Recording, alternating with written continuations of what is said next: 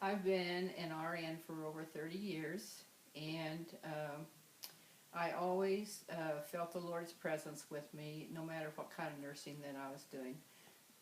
Three things that really stood out to me that when I saw the Lord, how the Lord works, and is so merciful when people are in the dying process.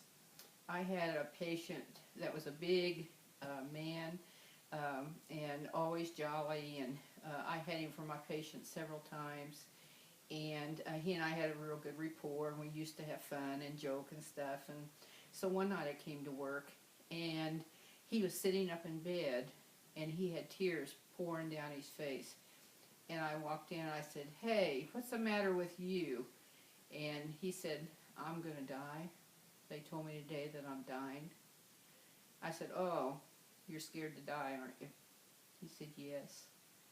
And so I explained to him the plan of salvation. He received Christ as his Savior, and he went home, and one of his relatives worked on the floor where I did as our unit secretary, and she told me this story. She said his priest came to see him after he got home from the hospital and came to visit with him about him, dying. He said, "You don't even need to worry about me anymore." He said, "I've already got everything taken care of, and I'm ready to meet the Lord."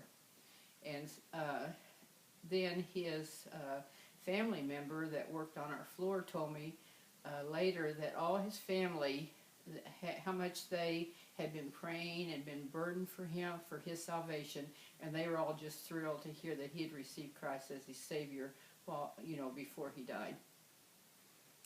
And then I had another patient that had cancer, a very sweet man, and he, every night that I worked with him, he was on my caseload. He had really gross dressings to change, and he knew that he was really gross. It was very odorous in his room, and he was always so sad because anyone had to take care of him like that. And I said, "Oh, that's all right.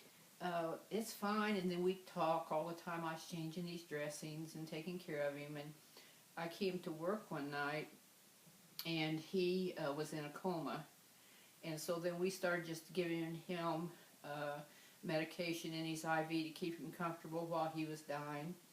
And so that morning, I worked the night shift from like 7 at night till 7 in the morning.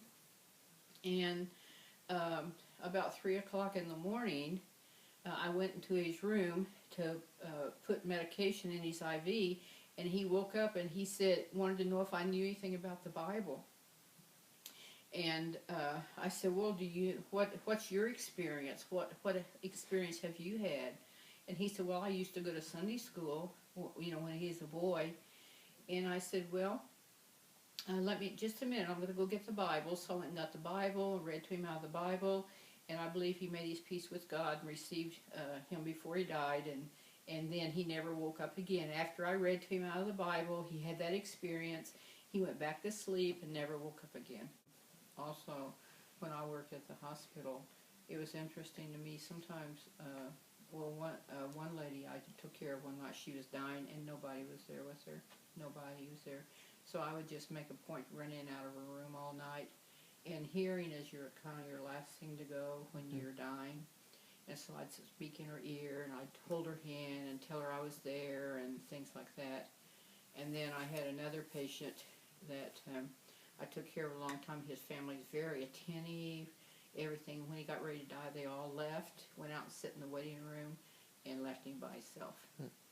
And so then, I just stayed in there, and, you just talk to him or whatever about their, just let them know you're there, and just that they have that presence while they're dying, that somebody's there. And it's a wonderful thing, though, to see someone, like Miss Tinker died at my house, and I took care of her until she died, and she died in my bedroom. And, she knew the Lord. And one thing interesting to me, she said to me when she was getting ready to die, she said, and I mean, she's a big prayer warrior, she said, "Ellen, I can't pray anymore." She said, "I just can't pray anymore." I said, "Alberta," I said, "I'll pray for you." if you can't pray anymore, I'll pray for you. And so, but that was interesting to me after she had, but she says, I can't pray anymore. So then I said, well, I'll take that up and I'll pray for you. Yeah. So, and another thing that's sweet, and you may not be interested in this, but this lady that used to, she used to take my mother to church, and Kent was like in high school, and maybe I told you this before, but Grandma Ball loved your dad with all of her heart, and she is probably his favorite grandchild. She just loved him so much, and he loved her. And he was very attentive to her, and before she died, the night before she died, I think I had the Christmas program or something at church. I can't remember, but I just couldn't be there that night. But I didn't know she was going to die. She died suddenly, or she went into a coma suddenly, and your dad went and spent the whole evening with her before she died. And this lady knew how much Grandma Ball loved your dad and prayed for him and everything, so she came to me after Mother died and everything after her funeral. She said, Ellen, and she's a real fine Christian lady, she said, now I know how much your mother prayed for Kent. I just want you to know that I'm going to be doing that. I'll take up that, place that your mom can't pray for Kent anymore, and I'm going to take that place. And I love that.